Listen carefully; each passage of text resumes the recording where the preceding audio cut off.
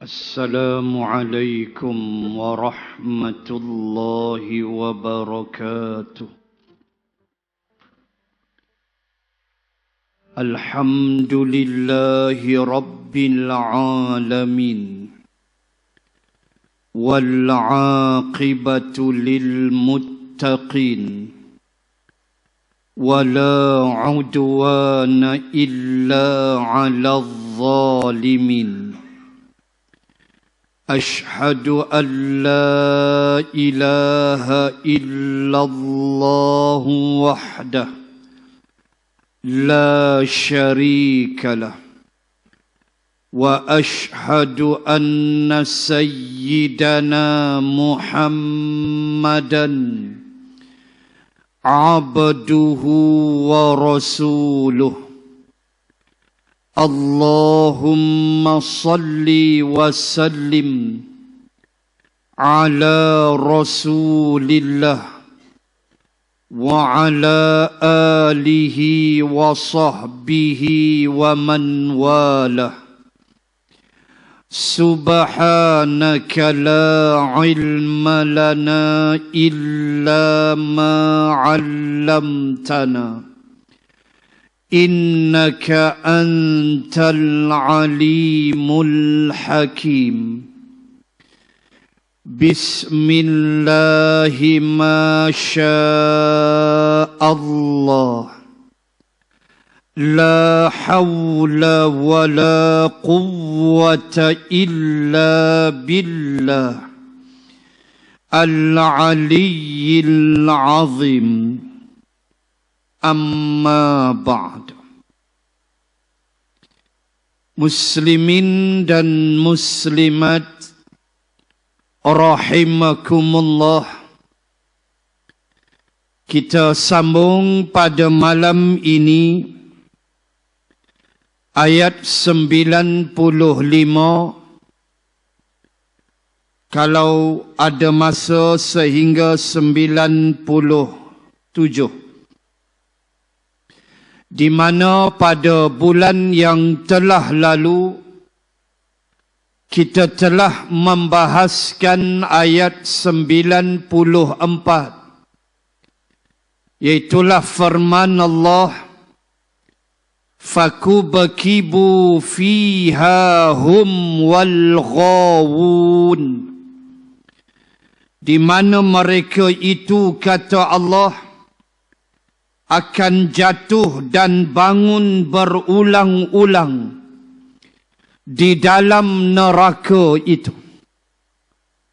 Itu kita dah bahas pada sesi yang lepas, bagaimana ahli neraka jatuh tertairap dan bangun semula, dan jatuh dipukul semula oleh malaikat, diseksa, dihumban mengikut perintah Allah Subhanahu wa ta'ala. Dan termasuklah ayat 95 yang kita sambung pada malam ini, wa junudu iblisa ajma'un. Termasuklah, kata Allah, bala tentera iblis dan kesemuanya. Tuan-tuan muslimin dan muslimat, iblis dan manusia itu akan duduk dan dihumban sekali di dalam neraka. Nanti kalau ada masa, kita sebut sikit akan khutbah iblis kepada penghuni neraka. Iblis berkhutbah, Allah na'udzubillah, ya Allah, kepada penghuni neraka.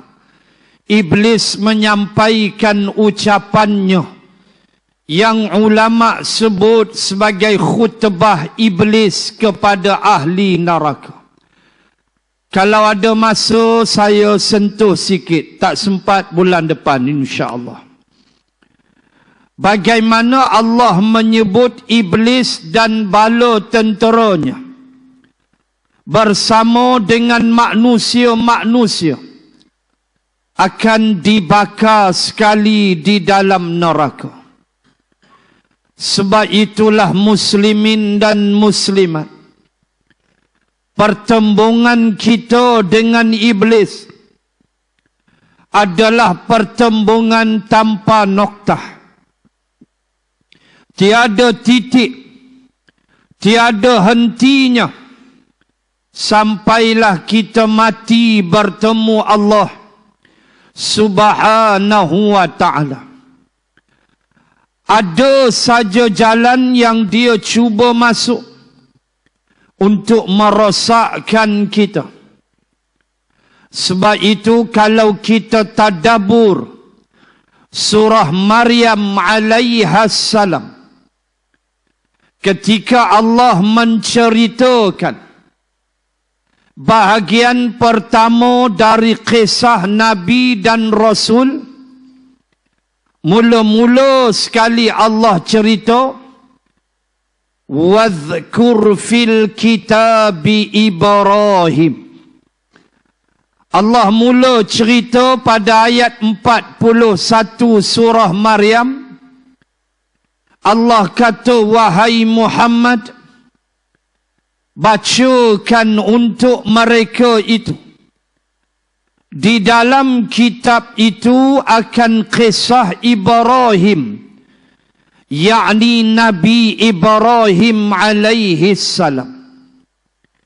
Dan bila kita baca, kita sampai pada ayat 44, kita akan bertemu dengan siri-siri nasihat, tazkirah dan peringatan yang disampaikan oleh Ibrahim alaihi salam kepada ayahnya Azar.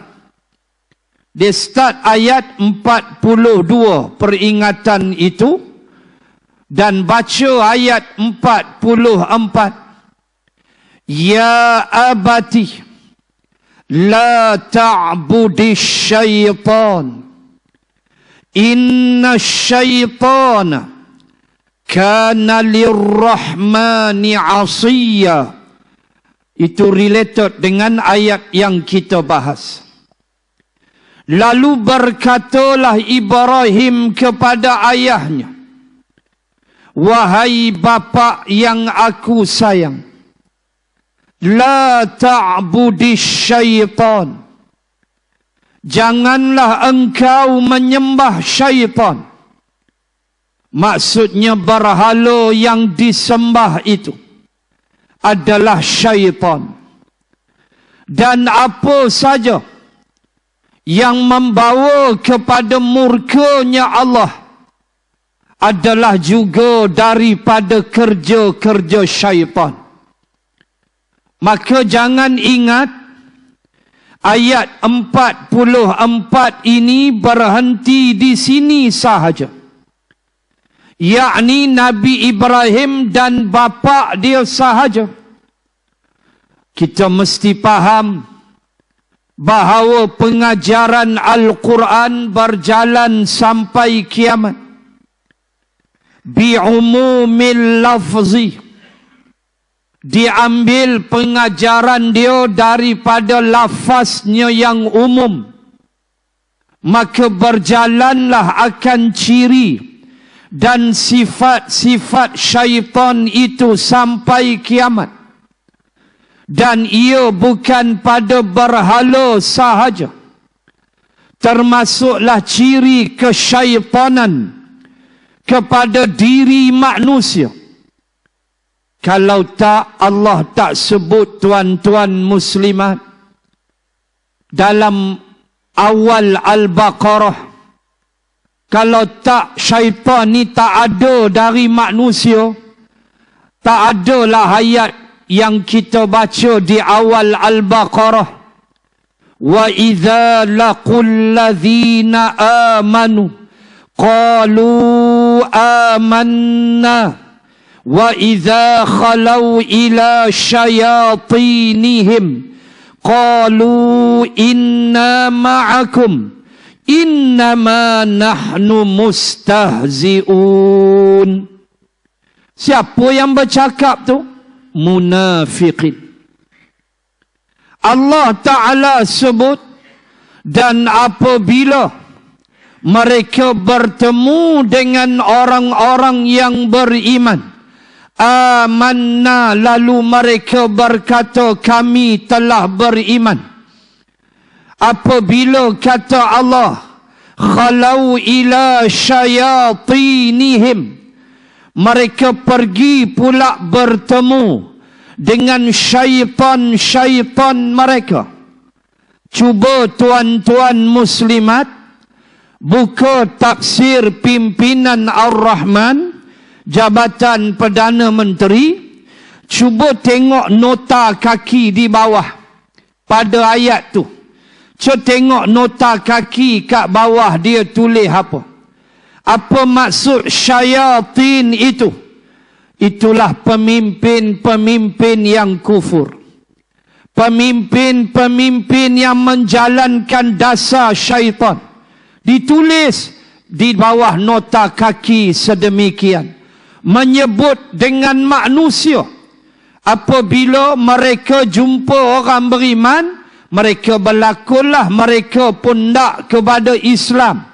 Bila mereka jumpa syaitan-syaitan mereka, kata Allah, mereka berkata, inna ma'akum, kami ni bersama kamu. Kita sehidup semati setia sampai kiamat. Allah cerita sebahagian daripada ciri orang-orang munafik. Ada yang tu sah dah jadi munafik, jawab dia. Iaitu pandai berlakon. Pragmatisme kalau dalam bahasa Inggeris. Cukup pandai meletakkan dirinya dalam setiap lakonan. Sembang bak agama dia ada. Sembang bak haru biru dia pun ada. Na'udzubillah. Itu sifat orang-orang munafik yang disebut Allah, dan mereka adalah pengikut ataupun menjadi pendokong kepada dasar-dasar syaitan. Ini disebut oleh Allah di dalam suratul Baqarah. Tuan-tuan muslimin dan muslimat, Allah Subhanahu wa ta'ala sebut di dalam Al-Quran, kita bedah 2-3 surah lagi, bagaimana Allah suruh kita benar-benar ambil syaitan ni minal jinnati wan nas. Ingat, syaitan tu jin pun ada, manusia pun ada. Duk baca surah An-Nas, kita mesti faham syaitan dari kalangan jin dan manusia.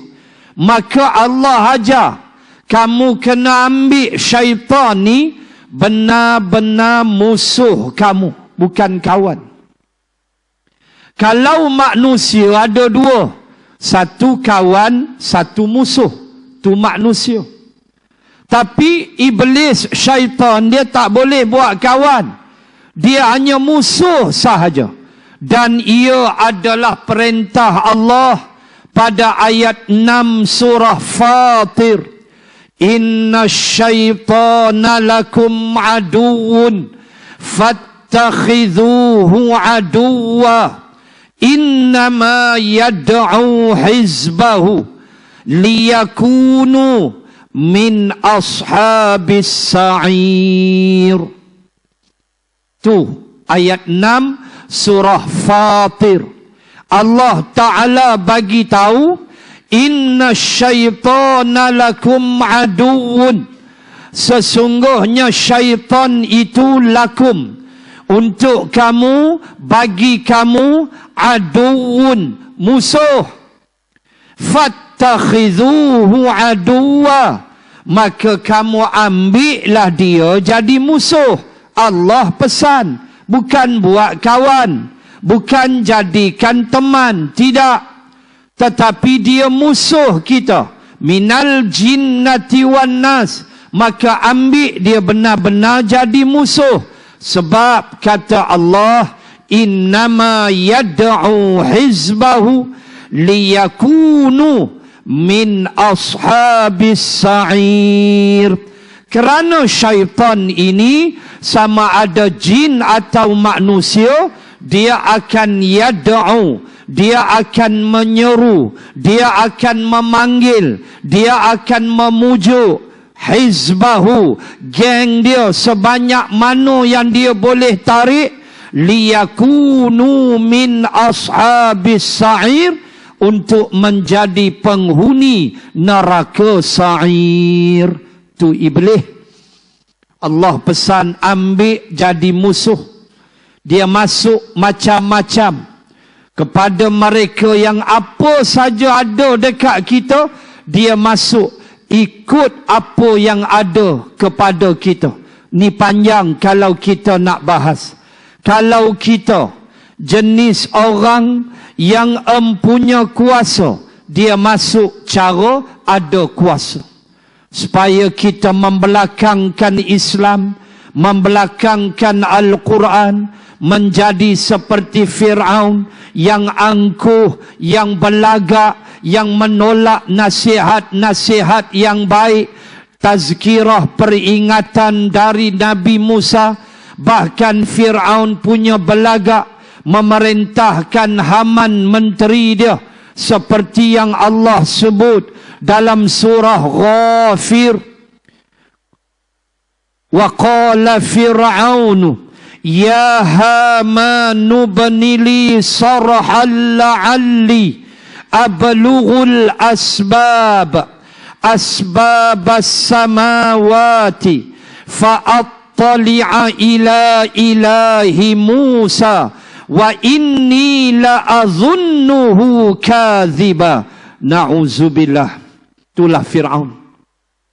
Ayat 30 lebih surah Ghafir.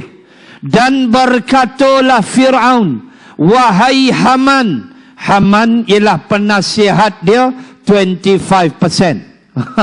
Penasihat dia Haman. Wahai Haman, benalah untukku sarhan. Sarhan menara. Benalah untukku satu menara. Nanti mesyuarat parlimen kasih lulus peruntukan, kata Fir'aun. Bagi lulus untuk aku membina, untuk aku dapat satu jalan ablughul asbab. Jalan yang membawa aku kepada sebab-sebab. Sebab apa? Asbab apa? Ayat selepasnya, asbabas samawat, iaitulah membawa jalan aku untuk ke langit. Kalau buka tafsir, menara lah. Dia kata apa? Fa'attali'a ila ilahi Musa. Aku nak tengok Tuhan Musa tu lagu mana. Allah, hai tuan-tuan. Punyalah sombong, punyalah belagak. Pemimpin-pemimpin sombong dalam dunia ni, tak adalah dia bercakap nak tengok Tuhan, tak ada. Tetapi sikap menolak benda yang baik, menipu, membohong, itu semua perangai-perangai huduh yang telah diasak oleh syaitan ke dalam minda dan pemikiran mereka. Apa saja jalan mereka tak peduli, asalkan mereka terus mendapat kesenangan duniawi. Syaitan menjadi teman mereka. Fir'aun suruh Haman buat menara sebab aku nak tengok Tuhan Musa. Dan aku merasakan wa la'azunnuhu kadhiba, dan aku menyangka Musa tu pembohong besar. Bayang, dia kempen tu. Dia kempen satu Mesir, Musa pembohong, Musa pembohong. Hari-hari ulang, ramai juga yang percaya. Na'udzubillahi min zalik. Ulama pembohong, orang bawa agama pembohong. Kalau sekarang sikit-sikit tak boleh, itu inilah macam-macam, dihina golongan alim ulama. Tu kalau sekarang biasa aja sifat yang sedemikian. Kalau kita jenis suka sedekah, dia masuk cara suka sedekah. Dia hiaskan kita satu perasaan. Ayat berapa? 268 Al-Baqarah. Asy-syaitanu ya'idukumul faqra wa ya'murukum bil fahsya wallahu ya'idukum maghfiratan minhu wa fadla wallahu wasi'un alim. 268 Al-Baqarah juzuk 3. Telah berkata Ibnu Abbas radhiyallahu anhuma, ayat 268 Al-Baqarah ini Ibnu Abbas namakan dia dengan 2 janji syaitan, 2 janji Allah. 2 janji syaitan. Awal ayat, asy-syaitanu ya'idukumul faqra. Janji yang pertama, tengok, asy-syaitanu ya'idukum. Ada kalimah janji. Syaitan menjanjikan untukmu dengan pertama, al-faqra, fakir, miskin. Jangan derma banyak-banyak, nanti miskin. Jangan bagi tabung masjid banyak-banyak, nanti hidup susah. Jangan bagi wakaf kapet, hutan kampung, duk ada kat luar tu. Nanti susah, banyak dah hang duk wakaf. Ni biar pi kat depa lah anak Korea. RM15 sekaki. Memerlukan 80,000 kaki. Kali RM15 berapa? 120,000. If I'm not mistaken, kalau saya tak silap, 120,000 lah. Matematik A. Tuan-tuan, muslimin muslimat. Bagaimana kita tengok tu? Tak payahlah. Dia janjikan kita dengan miskin. Kalau tabung lalu tu pakat tengok ya. Tengok ya lah. Tak mau. Ataupun bagi biasa RM1. Jumaat RM1. Tabung kuliah RM1. Sampai bini dia panggil Mr. RM1. Dia kira RM1 ya. Bukan dia tak ada duit. Tetapi asy-syaitanu ya'idukumul faqra. Setan janji kamu dengan fakir. Ayat tu buka tafsir, cerita apa? Cerita sedekah. Dia main kita. Usaha sagi nak beli rokok, duit tak ada. Dia main hak tu. Tapi cuba kalau beli handphone RM5,000, ada.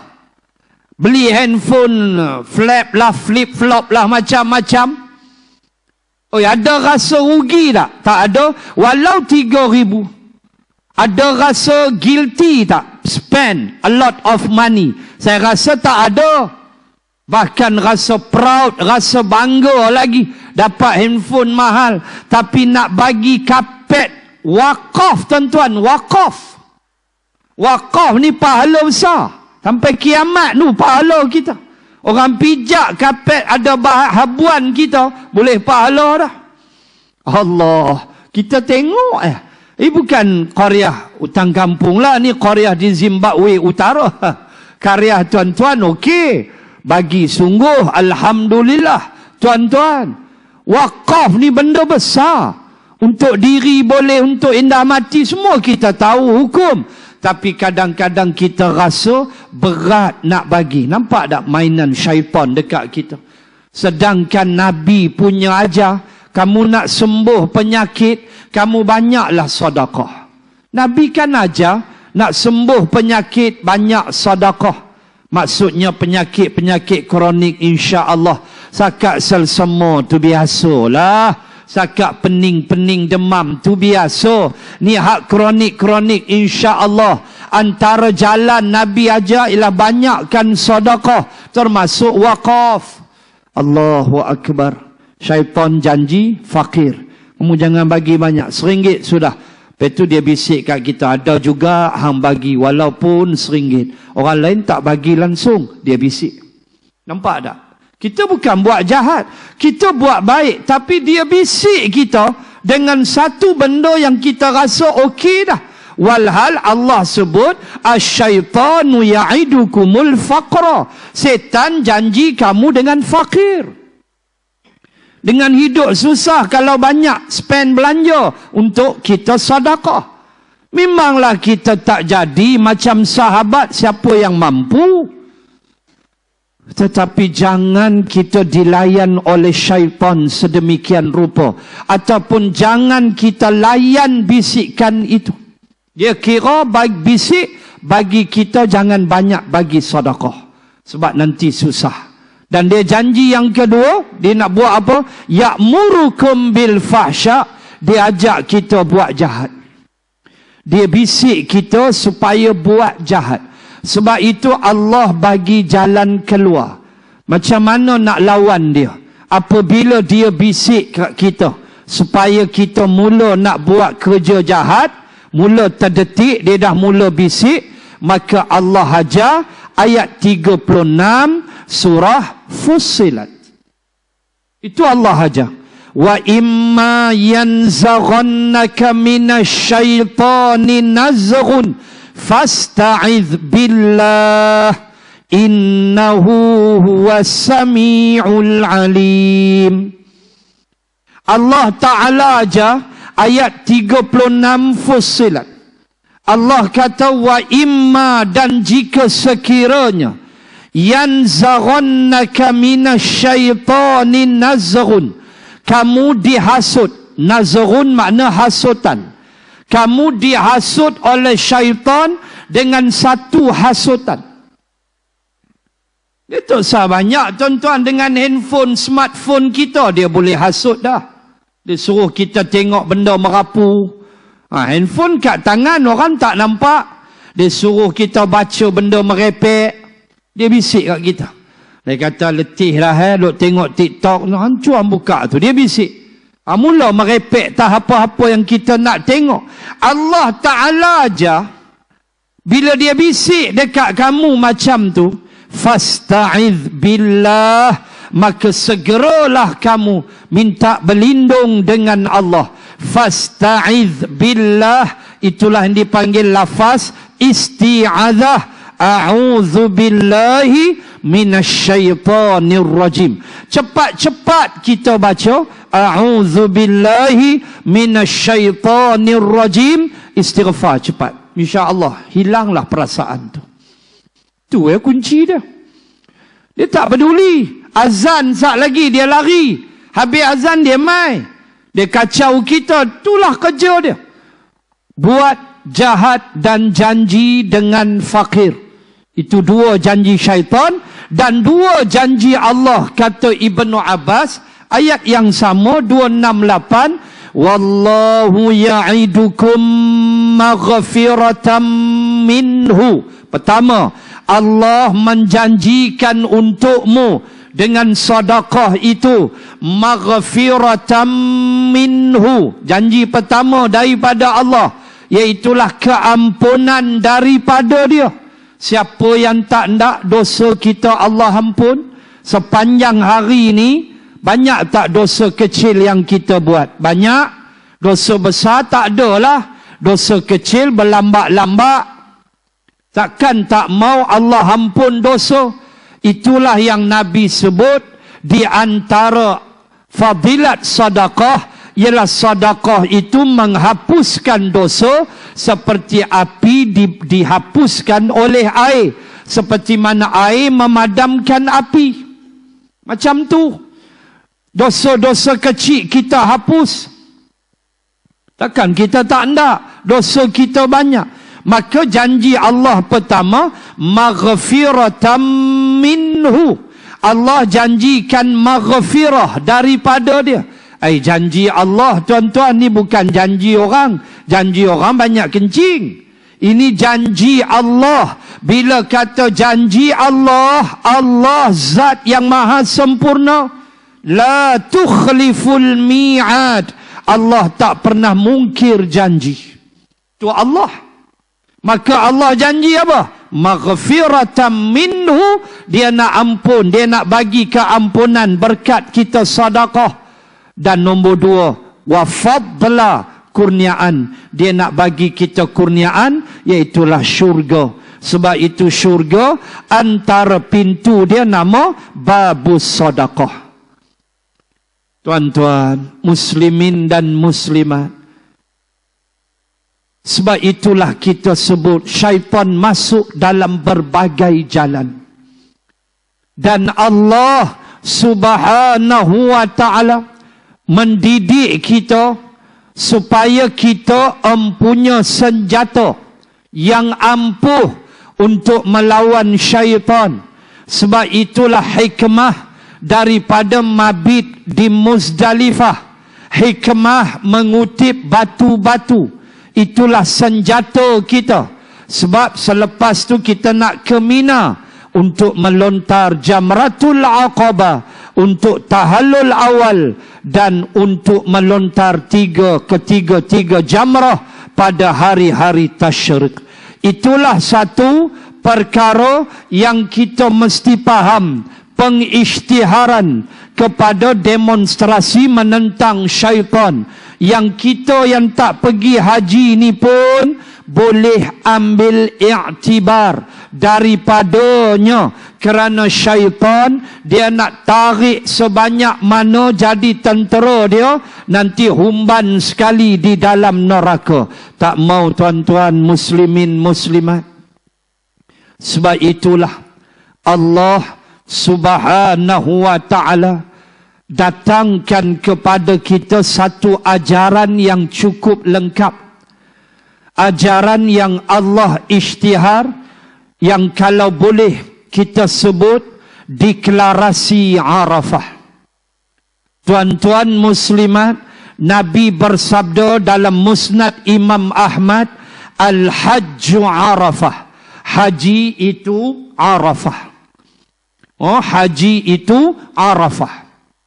Dan kita dimaklumkan wukuf pada hari Selasa. Wukuf lusa. So besok pergerakan menuju Arafah daripada hotel masing-masing di Makkah. Maka wukuf adalah pada hari Selasa, maka mereka berhari raya hari Rabu. So kontrari ke ataupun berlaku ke ketidakbetulnya dengan kita di Malaysia? Tak, tu benda biasa. Sebab ru'yah ataupun hilal berbeza tempat di setiap negeri, kena faham. So kita dah isytihar oleh pemerintah 20 Jun sebagai 1 Zulhijjah, maka kita berpuasa tu hari Rabu lah. Puasa kita 9 Zulhijjah hari Rabu, so kita raya hari Khamis. Benda ni 3-4 kali dah berlaku di Malaysia. Cuma saya nak peringat je lah, kangkut bergaduh pula. Dia nak main masuk lagu ni, dia mula nak masuk WhatsApp, dia nak pening kepala. Saya dapat dah satu. Tanya pula bila nak puasa, saya kata Rabu lah. Ikut pemerintah 9 Zulhijjah. Itu mereka wukuf, mereka nampak anak bulan. Arab Saudi nampak, sebab itu wukufnya Selasa. Kita tak nampak. Kan kena faham, tempat turun anak bulan berbeza-beza. Turun naik anak bulan berbeza. Dan peganglah apa kata Al-Imam Syafi'i di dalam menentukan Idul Fitri dan Idul Adha. Al-Imam Syafi'i pesan, taatlah pada pemerintahmu. Dia tak kira dah PH ke, PN ke, PAN ke, dia tak peduli dah, ikut pemerintah. Sebab ia benda besar yang membabitkan ibadah, dan yang tengok anak bulan adalah mereka yang berautoriti untuk memberi keputusan kepada kita. Maka wukuf saya dimaklumkan oleh anak-anak murid di sana, besok mereka akan bergerak pada paginya, bermulalah pergerakan menuju ke Arafah dan wukuf pada hari Selasa. So mereka raya hari Rabu, so kita puasa hari Rabu, kita raya hari Khamis. Begitulah ketaatan dalam perkara tersebut. Baik. Bila Nabi kata Al-Hajju Arafah, haji itu Arafah, maka faham no, saya nak sebut satu benda, bagaimana hebatnya Allah menurunkan satu ajaran yang syaitan cukup tak senang. Sebab itulah bila kita sebut Al-Hajju Arafah, haji itu Arafah. Pertama kita mesti faham, itulah haji yang pertama bagi Nabi dan yang terakhir. Sebab Nabi mengajar hukum cukup sekali untuk kamu menunaikan fardu haji. Cukup. Tak perlu berulang-ulang. Bahkan almarhum Ad-Doktor Yusuf Al-Qaradawi menyebut semacam tidak bagus dan tidak cantik kamu berulang-ulang menunaikan haji yang sunat. Mentang-mentang duit kamu banyak. Lebih baiklah duit itu, kata Al-Qaradawi, kamu bantu, kamu tolong orang-orang miskin. Atau kamu sponsor orang lain untuk pergi haji, kata Al-Qaradawi. Tak perlu dah berulang, kecuali petugas. Macam saya petugas haji tahun ni berehat. Kalau kita petugas, itu cerita lain. Tiap-tiap tahun kita akan pergi untuk bertugas. Yang tu cerita lain. Yang tak bertugas, jamaah biasa cukup dah sekali. Dan tabung haji pun buat polisi sekali aja. Dah pergi, tak boleh pergi dah. Polisi sekarang. Baik. Bila kata haji itu Arafah, itulah hukum. Sekali seumur hidup. Umrah tak apa berulang. Haji aja. Ulama teguh. Sebab Nabi umrah 4 kali. Begitu. Nabi haji sekali. So ada alasan dia di situ. Yang kedua, Nabi berwukuf di atas unta. Di lembah Yuranah, di Batnul Wadi, di Arafah. Tempat nama lembah Yuranah. Situlah Nabi berwukuf dan Nabi wukuf di atas untanya. Kenapa? Ajar hukum. Iaitu boleh berwukuf di atas kenderaan. Boleh. Sebab itulah ambulan masuk ke dalam Arafah. Membawa pesakit dari Hospital Aziziyah. Bawa pesakit, masuk dalam Arafah, wukuf. Dia bukan ada niat apa pun sahaja aku wukuf. Mana ada? Tak ada. Wukuf je lah. Bermula gelincir matahari, yakni masuk saja zuhur, 9 Zulhijjah, sampailah terbit fajar 10 Zulhijjah, maka habislah waktu wukuf. Maka dalam waktu tu duduk di Arafah walau sekejap, 5 minit, 10 minit, maka hajilah kita. Dia termasuk rukun haji. Dia bukan wajib haji, no. Wajib haji kalau tak buat haji sah, kena bayar dam je lah. Kalau rukun haji, by all means mesti buat. Niat untuk mengerjakan haji, tu rukun haji. Tu rukun. Niat untuk buat haji, tu rukun. Niat di miqat, itu wajib. Kena faham beza. Niat di miqat, kawasan miqat, itu wajib haji. Sekiranya terlepas kawasan miqat, niat cepat, maka haji sah, maka kena dam seekor kambing. Saya pernah buat ifrat dengan jamaah. Tamatuk pun pernah, ifrat pun pernah. Bila kami buat ifrat, saya bawa 201 orang. Kami niat haji dalam kapal terbang di KLIA. Maknanya sebelum Qarnun Manazil. 6 jam setengah. Takutlah sagi terlena. So, niat siap-siap dalam kapal terbang. Pasang seatbelt aja, niat aku mengerjakan haji. Niat siap. Nanti terbang 6 jam setengah, pilot akan umum. Siapa nak buat haji, sila niat haji. Siapa yang nak umrah, sila niat umrah. Maka jadilah haji dia tamattu'. Siapa yang niat haji, jadilah ifrat. Makanya takut terlepas sebab lena. Dia letih. Dengan ihram di tubuh. Kami pakai ihram di KLIA, siap. Masuk kapal terbang, niat. Niat haji ifrat. Kalau terlepas Qarnun Manazil, tiba-tiba sampai Jeddah. Dah sampai Jeddah, maka niatlah segera dan kena hukum dam seekor kambing. Kenapa? Sebab berniat di miqat adalah wajib haji. Berniat untuk buat haji, rukun haji. Itu beza dia. Maka rukun haji yang paling besar ialah wukuf. Maka bawalah masuk ambulan. Naik motor boleh. Masuk naik motor, tungkat motor, duduk atas motor. Zikir ke apa ke. 20 minit, start motor, rempit belah. Dengan diangkat pula motor tu. Berabuk Arafah tu nanti. Ini hukum. So Nabi dia wukuf atas unta, nak ajar hukum bahawa boleh kamu wukuf dengan kenderaan. Itu ya, kita tak adalah kita naik bas. Besok pergerakan dengan bas. Kita ada maktab-maktab kita. Baik. Yang ketiga, ini paling mahal. Yang kita panggil sebagai deklarasi Arafah. Allahu Akbar. Iaitulah ketika mana, sebelum kita tengok peristiwa, ketika mana seorang Yahudi di Madinah, dia menyembang-nyembang dengan Saidina Umar. Yahudi ni dia menyembang dengan Khalifah Umar. Waktu tu Umar dah jadi Khalifah.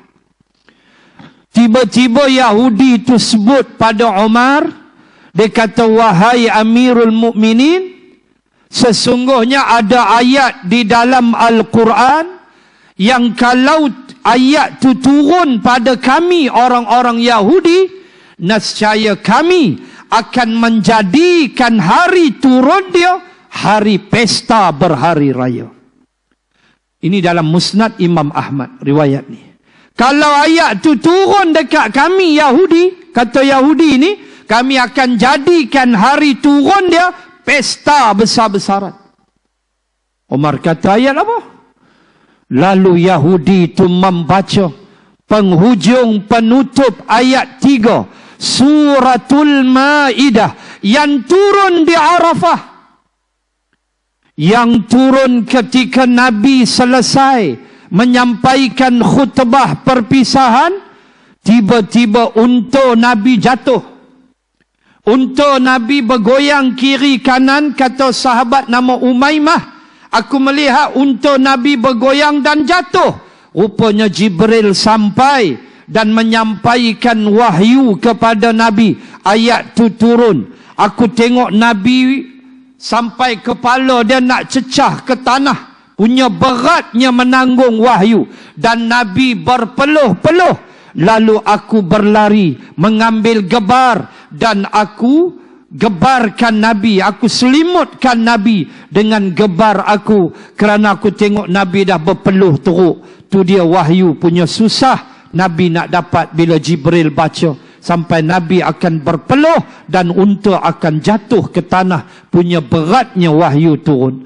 Bagaimana? Ayat itulah kata Yahudi ini. Al-yawma akmaltu lakum dinakum wa atmamtu alaikum ni'mati wa raditu lakumul islam dina. Inilah penghujung ayat 3 Suratul Maidah yang kita sebut sebagai deklarasi Arafah. Ayat ni turun di Arafah. Tuan-tuan, besar tak besar ayat ni turun di Arafah. Turun ketika Nabi sedang buat haji. Nabi tengah wukuf. Turun pula pada hari Jumaat 9 Zulhijjah, Haji Akbar. Bukan kecil anak. Itulah satu-satunya ayat yang turun di Arafah ketika Nabi selesai menyampaikan khutbah perpisahannya. Lalu Allah turunkan ayat itu. Kenapa Yahudi ni boleh faham? Kenapa kita buat tak kisah? Ini persoalan dia. Kenapa Yahudi ni reti? Sampai Yahudi tu kata dekat Umar, kami akan berpesta berhari raya kalau ayat ni turun kat kami. Lalu dia baca. Lalu Umar jawab, aku berada pada waktu itu. Ketika ayat ni turun, aku ada dengan Nabi di Arafah. Kata Umar kepada Yahudi itu. Itulah ayat dia, tuan-tuan. Deklarasi Arafah. Al-yawma, maka pada hari ini. Al-yawm ada alif lam, dia jadi ma'rifah. Maknanya hari Arafah. Apa dia? Akmaltu. Akmal dia jadi isim tafdil. Dia ada isim tafdil, dia ada isim tasghir. Isim tafdil macam akmal, akbar, atmam, ahsan. Itu isim tafdil. Maknanya the greatest. Paling besar. Kita semayangkan Allahu Akbar. Akbar tu isim tafdil. Tak ada lagi dah lebih besar daripada Allah. Begitu. Kalau isim tasghir, dia panggil kecil. Dia kecilkan lagi. Contoh isim tasghir ialah kalimah bunayya. Macam dalam surah Luqman. Wa idh qala Luqmanu libnihi wa huwa ya'izuhu ya bunayya. Dia ada anak, tapi dia kecilkan lagi panggilan dengan dia panggil ya bunayya. Jadi apa? Wahai anak kesayanganku, hang tu anak aku, tapi aku kecilkan lagi. Hang ni aku paling sayang. Maka dia panggil isim tasghir. Allahu Akbar. Allah Ta'ala sebut akmaltu. Tu ana lah. Tu ana, makna aku. Balik pada Allah. Akmaltu, aku telah lengkapkan. Kamal, lengkap. Akmal, paling lengkap. Itu yang jadi isim tafdil. Untuk lakum, untuk kamu apa? Dinakum, agama kamu lengkap dah. Islam kamu lengkap dah. Kamu nak cari cara hidup lain pasal apa? Lengkap dah Islam. 1, 2. Wa atmamtu alaikum ni'mati. Sekali lagi isim tafdil. Atmam. Biasa dengar kalimah tamam. Tamam makna sempurna. Hang solat apa ni? Solat tamam. Kalau kita di Arafah, kita pegang mazhab Syafi'i, zuhur, asar, kita akan jamak tamam. 4 zuhur, 4 asar. Jamak tamam. Boleh. Memang itu yang kita buat. Jemaah Malaysia buat lagu tu lah di Arafah, di Muzdalifah. Di Mina dah tenang sikit. Di Mina selalu kita semayang biasa je lah. Kadang ada juga yang buat tamam 4. Maghrib sat lagi 3 maghrib 4 isyak. Begitu dalam mazhab Asy-Syafi'i. Tamam makna sempurna. Allah sebut wa atmamtu. Atmam makna paling sempurna. Nikmati, nikmat aku paling sempurna. Apa dia? Islam. Apa yang pan nak cari lain daripada Islam? Sebab tu kita heran tengok orang tukar agama, buat permohonan nak tinggalkan Islam. Kita heran sungguh. Heran, jadi pelik. Apa masalah kamu dengan Islam? Sedangkan Islam agama paling sempurna, akmal, dan dia merupakan atmam ni'mati. Allah kata nikmat aku yang paling sempurna ialah Islam. Selagi hampa tak Islam, terjun pi neraka, jawab dia. Selagi tak ada 2 kalimah syahadah, hang baiklah macam mana pun, neraka. Itu i'tiqad ahli sunnah wal jamaah. Bahaya. Dan nombor 3 Allah kata, wa raditu lakumul Islam madina, dan aku telah redha Islam menjadi din, cara hidup kamu. Allahu Akbar. Yahudi ni kata kalau turun kat kami pesta hari raya ayat ni. Makna apa? Dia faham besarnya ayat ini. Iaitu Allah cerita tentang nikmat Islam. Allah cerita tentang kehebatan Islam. Allah cerita tentang redanya Allah. Kita hidup dengan cara Islam. Allah redha. Tu dia. Turun pula di bumi Arafah. Turun pula hari Jumaat 9 Zulhijjah. Astaghfirullah tuan-tuan. Maka setan cukup tak mau kita ikut dasar Islam. Dia tak mau. Setan tak mau. Maka itu yang datang jamarat. Lontar dia. Lontar dia simbolik. Kita tak boleh bersama dengan dia. Dan lontaran batu itu hanyalah simbolik. Itulah taqwa. Itulah keikhlasan. Itulah sedekah kita, itulah jihad kita. Lontar dia. Sebab syaitan memang tak hendak kita buat benda-benda ni. Berjihad, bersedekah, datang dengan ilmu. Setan suka ke? Baik duduk rumah, tengok televisyen lagi bagus. Tuan ingat tak letih? Saya letih, tuan cakap dia terang. Tiap-tiap malam letih badan. Gagah untuk dapat pahala keampunan Allah Subhanahu wa ta'ala. Tahu kita dosa banyak, dengan aku mengajak ni mudah-mudahan Allah ampun dosa. Tu kita nak. Allah, tuan-tuan pun sama. Ibnu Abbas kata satu langkah ke majlis ilmu, diangkat satu darjat, dihapus satu dosa. Ya Allah, ya Tuhan. Ya Allah, itulah kita hidup tuan-tuan muslimat. Maka syaitan itu dilontar sejauh-jauhnya. Walaupun kadang-kadang kita tumbang juga dengan bisikan dia. Cepat-cepat kita istighfar, minta ampun. Jangan drag lama, biar jangan. Dan jangan rasa sedap bila buat dosa, jangan. Itu setan dah kontrol kita. Buat dosa rasa sedap, tak rasa bersalah. Sedangkan orang beriman, dia cepat rasa bersalah dan dia istighfar. Dia tak tunggu dah, dia minta ampun pada Allah Subhanahu wa ta'ala. Begitu kita. Kita takkan lari daripada dosa. Saya ada dosa, tuan-tuan muslimat, semua kita berdosa. Tetapi kepada Allah kita pohon keampunan, biar syaitan menangis. Terutama hari Arafah, Nabi kata syaitan menjadi kurus dengan doa anak Adam. Hari Arafah setan kurus. Kurus dia, semua pakai angkat tangan doa, minta ampun kepada Allah. Syaitan menjadi kurus kering, kata Nabi. Allahu Akbar. Muslimin dan muslimat sekalian, tak sempat juga nak sembang khutbah Iblis bulan depan insya-Allah. Di sana ada khutbah Iblis yang boleh kita sampaikan untuk menjadi pedoman kepada kita. So bulan depan 96 dan 97, 98 insya-Allah. Kemudian saya akan selit sikit khutbah Iblis di dalam neraka kepada ahli neraka. Na'udzubillah. Na'udzubillah ya Allah.